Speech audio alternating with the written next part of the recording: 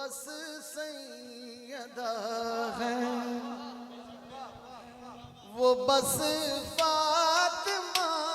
है, वो बस सैयदा है, वो बस सैयदा है, वो बस सैयदा है, वो बस सैयदा है। अल्लाह पाक आपके घरों में रहमतें फरमा दे, करम फरमा दे। सब मिलके मखलूम कायनात का वास्ता दे के सब मांग लें कि वो बस सैयदा है,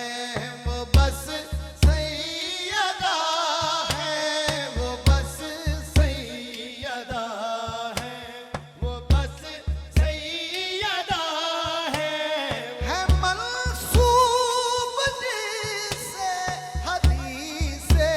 किसा है, वो बस सैयदा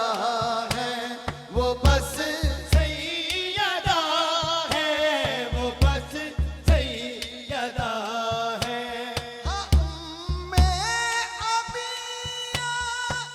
नबी ने कहा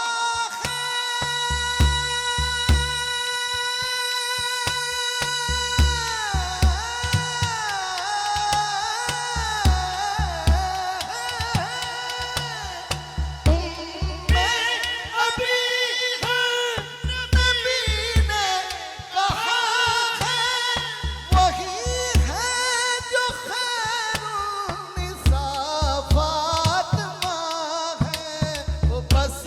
सैयदा है, वो बस सैयदा है, वो बस सैयदा है, वो बस सैयदा है, सैयदा है, सैयदा